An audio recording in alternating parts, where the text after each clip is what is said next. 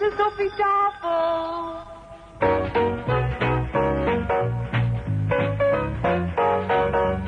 The makers of Epic Pure Sunflower Oil, Purine and Pret Cooking Fat, Yum Yum Peanut Butter, Maple Margarine, and Niblets Cheese Twists present the Epic Casebook.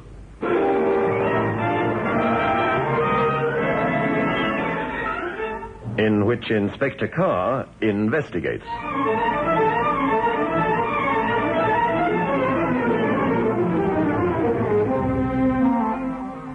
Good evening.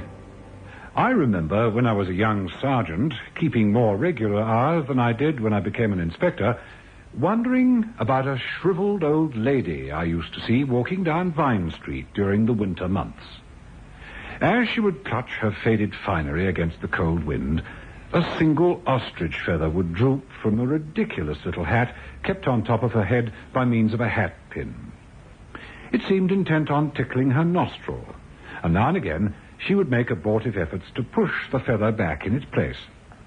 Her shoes were cracked and down at heel, and her hands, blue with cold, would clutch at a shawl that had seen better days. Being young, I began to conjure up fanciful pictures about her.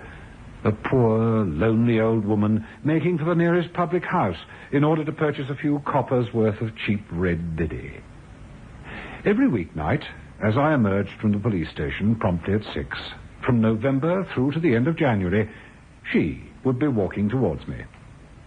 My curiosity became so great that I wanted to speak to her or press a 10-shilling note into her palm.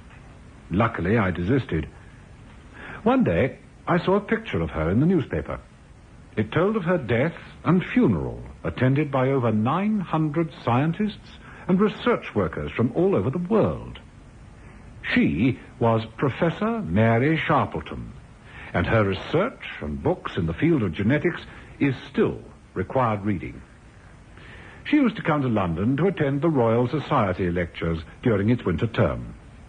A woman oblivious of self, dedicated to the cause of humanity. Ever since then, I've marveled at the devotion and single-mindedness of scientists and sociologists. I mention this because my story tonight concerns the murder of Professor Gustav Schultz. I've called my story The Antithesis of Life.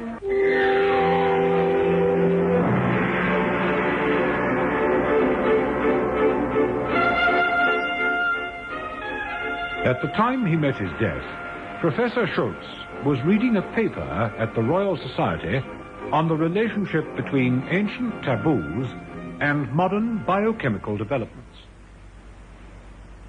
And so it will be seen that when Freud wrote his book Totems and Taboos, he was so preoccupied with the id and the subconscious that he failed to take into consideration the ever-changing chemical structures within the human psyche. Excuse me, please. Oh, here, let me do it for you, Professor. There we are. Dankeschön.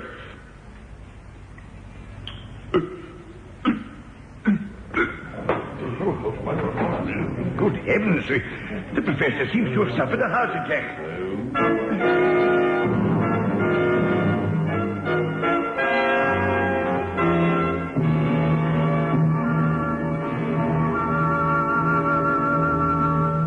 But it was not a heart attack in the accepted medical sense. His heart gave out all right. Professor Schultz died from swallowing a lethal dose of poison. Professor Wilson, who presided over the proceedings, realized what had happened almost immediately. He communicated with the police. His was the solitary figure as I arrived at the hall. Inspector Carr, Scotland Yard. Oh, thank goodness you're here. I didn't know what to do for the best. Poor Schultz. I decided to send everyone back to their place of residence. There are 75 delegates attending this Congress, most of them from overseas. I did not convey to them my suspicions that Professor Schultz had been murdered. I thought it prudent to be equivocal. Please, gentlemen, do not come forward. As you can see, Professor Schultz has been taken seriously ill. Now, there are only 5 more pages to his thesis. Copies of his paper will be distributed to you all at tomorrow morning's session. Professor Marchbanks, would you please give me a hand? As you see, Professor Schultz is slightly built. Marchbanks and I had no difficulty in carrying his body to the antechamber. According to the statement you gave over the telephone, you say that this gentleman sipped at a glass of water and slumped forward. There were immediate symptoms that the water contained poison? Oh, no question about it. As you'll see when you look at the body, it was fortunate that the platform is some 8 feet away from the first row of seats. Why fortunate, Professor? The delegates could not see Schultz's face as he slumped forward. It might have caused some sort of panic. Oh. Certainly the fact that a murder has been committed at the Royal Society and that the victim was the eminent Professor Gustav Schultz would have been broadcast all over the world. If you're correct in your diagnosis, and I would not question it for 1 second, Professor Wilson, the Society is in for a spate of publicity. I mean, it isn't often that murder that's just it, Inspector. Does the news of the murder have to leak out? These things can never be kept secret. Professor Marchbanks is at this very moment telephoning Germany, notifying Frau Schultz that her husband has collapsed and died. If we can keep it from the public until we've found out how the poison got into that glass, I'd be grateful. Well, I can understand your concern for the good name of the Society, and that the dignified proceedings of your Congress should not be unduly disturbed. Good heavens, it isn't that, Inspector. Just that as President of the Royal Society, and at the same time as your most obvious suspect... Now, just a minute. Why do you say my most obvious suspect? Well, I've told you. I was the one that poured that water from the jug into the glass and handed it to him. Frankly, I'm concerned for the dignity and reputation of the Royal Society, and more selfishly, my own position. I've heard of your work, Inspector, and I'm hoping and praying that before news of this murder leaks out, you'll have apprehended the monster who caused Professor Schultz's death. That's why I asked everyone to leave, including the caretaker. Mm-hmm.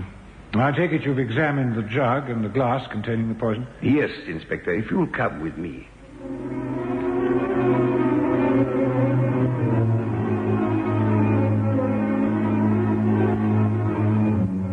Professor Wilson and I left the Congress Hall and walked towards the antechamber. Coming towards us was a short, rotund, middle-aged man in his early 50s. He was as unlike a scientist as one could possibly imagine. Yet it was the famous Professor Marchbanks, responsible for the Marchbanks theory into the materialist conception of medical history. I've broken the news to Frau Schultz. She wanted to know the cause of her husband's death. I evaded a direct answer by saying that we wouldn't know until the autopsy had been held. Are you from the police, sir? This is Inspector Carr, Professor Martin. Oh, how do you do, Inspector? Terrible business. To happen here, of all places. How do you do, Professor? I'm about to show the inspector the body. What a terrible word. Now, what have you done with the jug and the glass? I placed them in the anteroom, knowing how vital they'll be to your inquiries. Have you told the inspector about the slight contretemps over the agenda? No, I was about to. What was that? Well, Marchbanks and I were responsible for drawing up the agenda. There was a cocktail party last night, a traditional event on the eve of our annual Congress. Professor Wilson. May I have a word with you, please? Guten Abend, Professor Marchbanks. Oh, good evening, Professor Schultz. Oh, why, certainly, but will you... No. It concerns Professor Marchbanks. You two constitute, how you say, the steering committee, no? Yes, Professor. Oh, by the way, how do you find your hotel? Adequate? Let us not indulge in trivialities. I see that you have down here Professor Henderson to speak at 9 o'clock, and I will read my paper at 11 after the tea recess, no? Yes, that's right. Marchbanks and I... No. But why? Have you not read his critique of my book? The man is a charlatan. He claims to a scholarship he does not possess.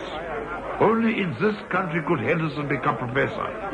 They reprinted his article in Der Spiegel. Now, in my country, I was made... Before you go on, Professor Schultz, Norman Henderson happens to be my son-in-law. And there's no more gifted man in his field. You're questioning either his integrity or his qualifications. If he speaks first, it means we are both on the platform together tomorrow evening. Tomorrow morning. Now, this I will not tolerate. I've already written to the association expressing my disgust at such cheap scientific journalism. Now, look here.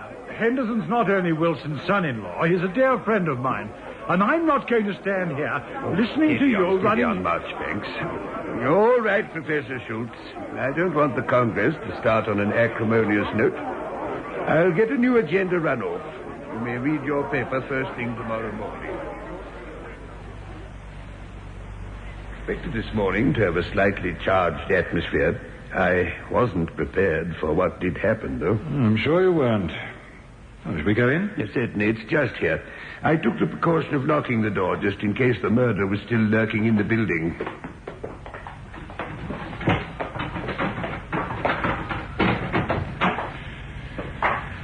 I cannot pretend that I find the Herr Professor a man of endearing charm, but to have this happen to him...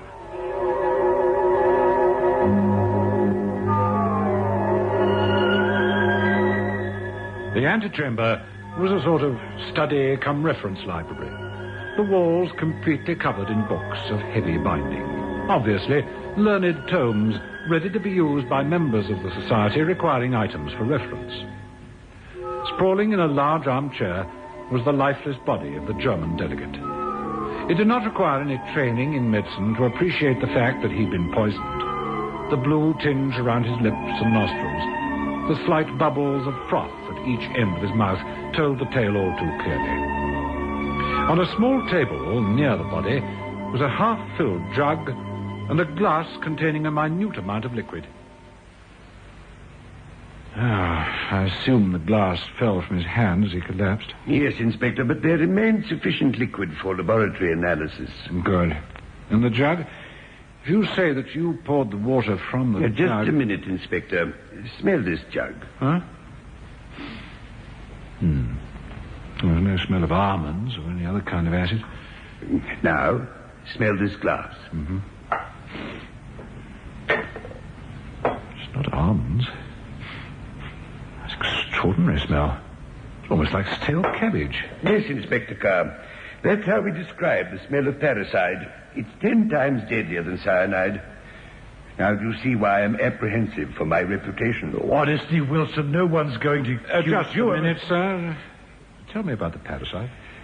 Well, it was discovered during the early part of the war. Professor Coble at Oxford discovered that, given the right amount of humidity, one could produce from the fungus an acid which, when mixed with a certain agent, produced what we now know as parricide. It was used to poison wells by our special agents acting behind the lines. Many a poor blighter swallowed the capsule rather than fall into the hands of the Gestapo. You say that the professor was giving his lecture, paused to get a drink of water. Oh, but you did it for him, You picked up the jug and the glass, poured the water into the glass. It must have contained a minute spot of parricide. You didn't see it? Inspector, except for its smell, which one would hardly notice in the midst of a lecture, a parricide is completely colorless. And so the $64 question is, who put the parricide in the glass, when, and why?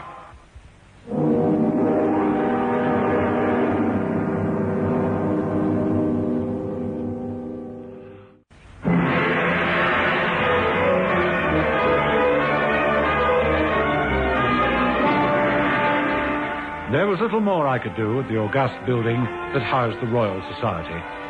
Having arranged for the corpse to be removed to the police mortuary so that our own surgeons could examine it, and the jug and glass to be sent to our forensic laboratories, I returned to Scotland Yard. By then it was almost lunchtime, with the midday racing editions containing news of Schultz's death. Read all about it. Royal Society delegate drops dead. Sudden death of German professor. Read all about it. Yeah. Oh, hello, Inspector. Hello. Some professor collapses, you'd think all these scientists would know how to live forever, wouldn't you? A problem that has escaped man since time immemorial. Blimey, Inspector, you are being a bit... Royal Society, would you say? It does get infections. What's that, infections? Never mind, I'm thinking of poison.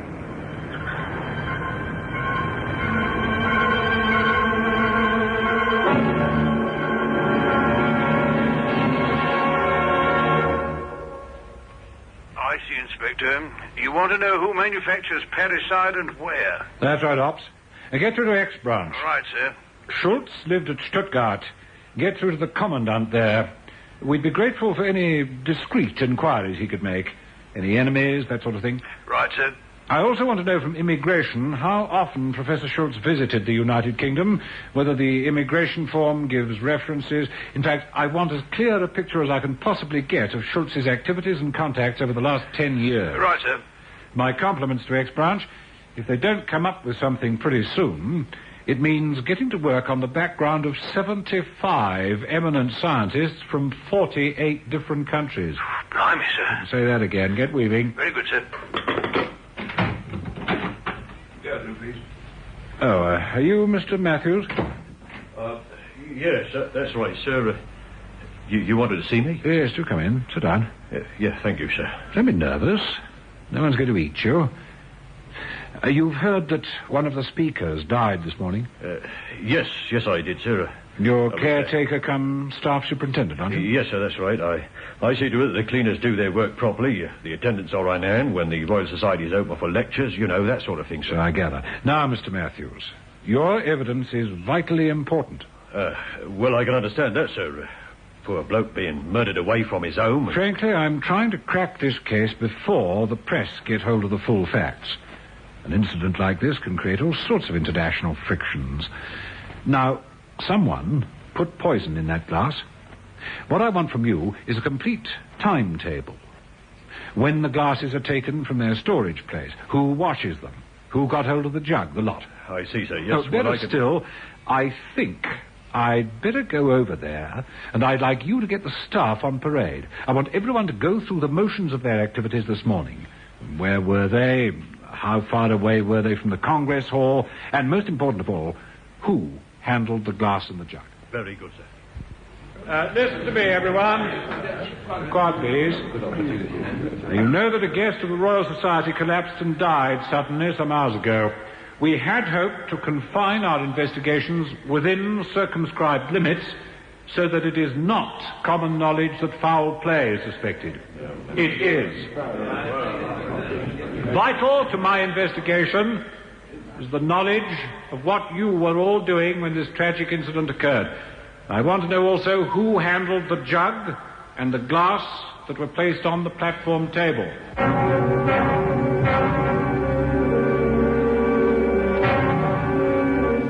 And so, urged on by Matthews, the staff mined their actions earlier that day. It seemed that one man handled the glass containing the deadly poison. Now you say, Buckley, that you took the glass and the jug from that cupboard, walked over to the sink, washed and dried them, half-filled the jug with water, placed it on that silver tray, carried it to the Congress Hall, and placed it on the table. Is that right? Yes, sir, that's right. And you say that you're sure that the tray was placed on the table at 8:45. I'm sure of it, sir, yes. You see, I was due to start cleaning the West Wing at 9 o'clock, and I looked at my watch and said, blimey, I'd better get a move on if I want a cup of cha first. And you never came back to the Congress Hall? No, sir, I never. Thank you. Sir. Well, thank you, Mr. Matthews. I think that's about all. I must check these timetables against the times given me by the President. You say, Professor Wilson, that the Congress commenced at 9 o'clock. Yes, that is so. I'm now convinced that the glass was tampered with at the Congress Hall. Who was the first to arrive at the hall? Let me see. I was... Oh, no. Marchbanks. He was already on the platform when I got there. What time did you get there? I'd say about 8 to 9. Did you touch the glass or the jug at all before you opened the proceedings, I mean? No, I just made sure it was there. I didn't want another altercation with the worthy professor. What do you mean? Oh, he was rather Teutonic in his reminder at the cocktail party. Auf Wiedersehen, Professor Wilson. Here's your coat, sir. Danke schön. Good night, Professor. We'll see you in the morning. Yeah, my lecture. The condition of my mouth when I speak, it gets very dry. Please make sure there's fresh water. My dear Professor, there's always fresh water on the conference table. Is there not, Matthews? Always, sir. I see. And you say that Professor Marchbanks was already at the hall when you arrived? Yes, he was. Mr. President, don't you think we ought to issue a statement? Oh, I'm sorry, Inspector. No, not a bit. Just the man I wanted to see, Professor Marchbanks. The President tells me that you were the first to arrive at the conference. Yes, I was. You saw the jug of water and glass on the table? Yes, I did. Did you touch the glass? I'm afraid so. I moved a little further towards the center, handier for the speaker. I took it off the tray. I see. I'm sorry, but Then it must have been yours. There are 3 distinct fingerprints and one rather smudged. That makes 4 in all. Buckley, who put the tray there, yourself, who moved the glass, Professor Wilson, who picked up both glass and jug to pour the water, and, of course, the unfortunate Schultz, who drank from the glass. So that makes 4 suspects. One didn't have to handle the glass to doctor it. Thank you, gentlemen. I trust that neither of you will be leaving London for the time being. I'm almost certain to want to question you again.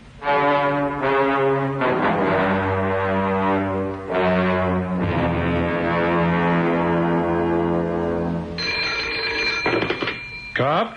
Operations here, Inspector. Yes? Rather negative about the late Professor Schultz, sir. Oh? Hasn't visited this country for 12 years. Stayed at Trumpington near Cambridge while he was attending a course at Queen's College. That's not going to help us much, is it? Well, I'll be...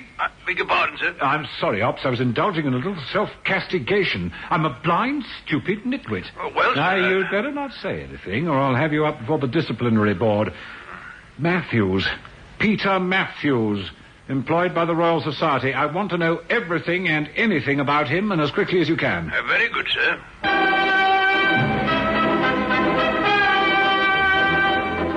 It had to be. There was no other reasonable explanation. For the rest of the day, I went through the motions, pursuing my investigation, checking on all the delegates, the staff, receiving reports from X-Branch. Yet deep down in my heart was the knowledge that the answer to the mystery of who killed Professor Gustav Schultz could be supplied by one man.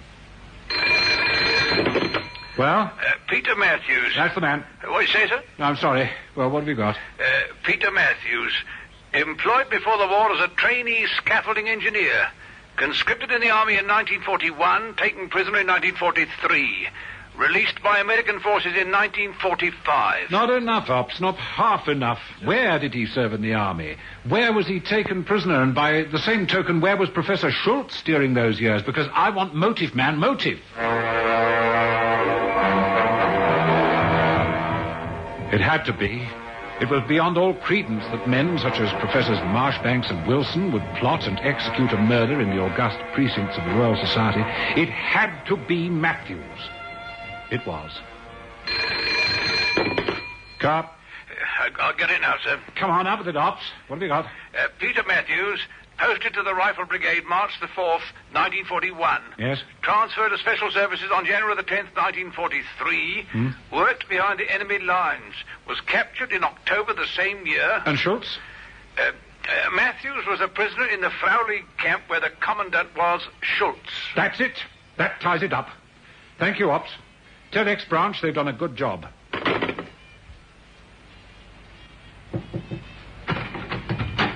Ah, Professor Wilson.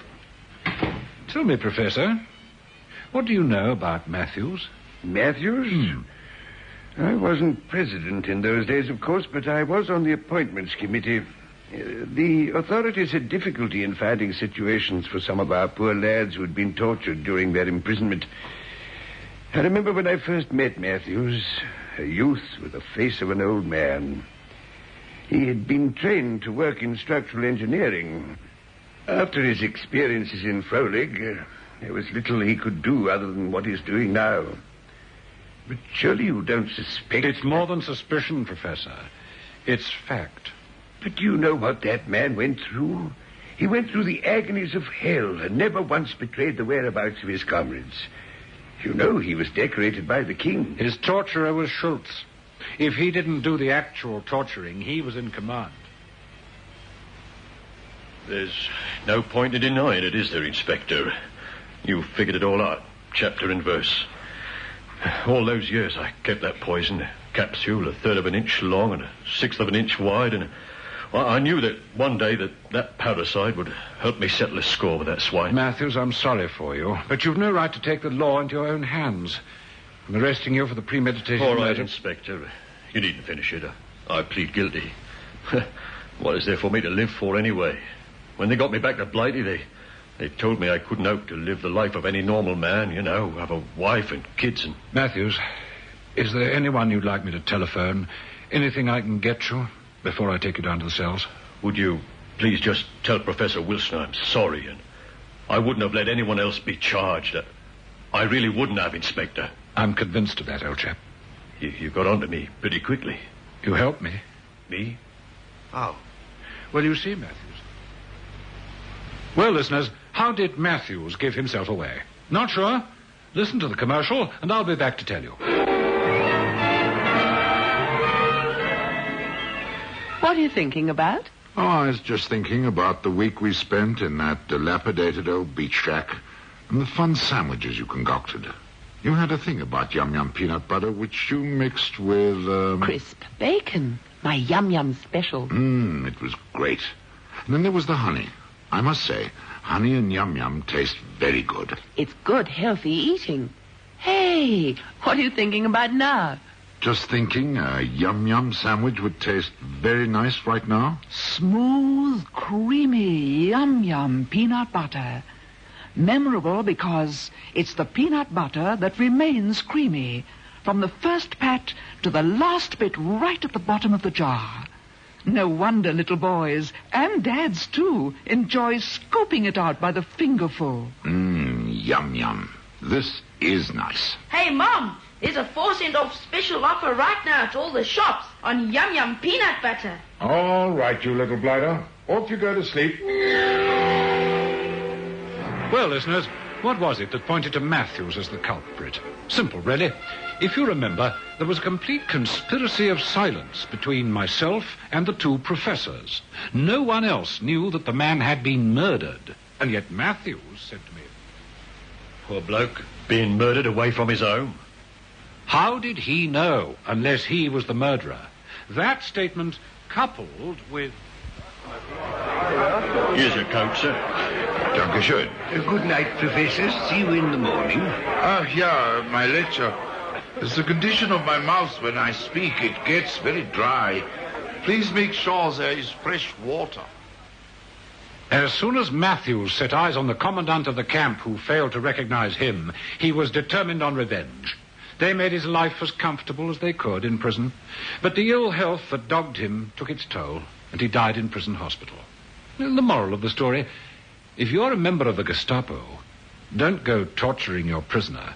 He'll only get acid. Good night.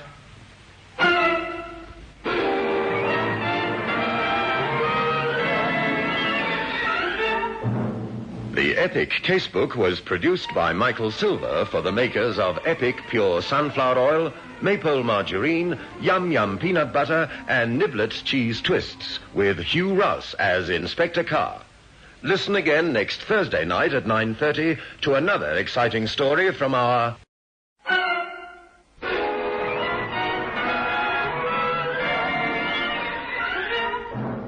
The Epic Casebook was produced by Michael Silver for the makers of Epic Pure Sunflower Oil, Maple Margarine, Yum Yum Peanut Butter, and Niblets Cheese Twists, with Hugh Ross as Inspector Carr.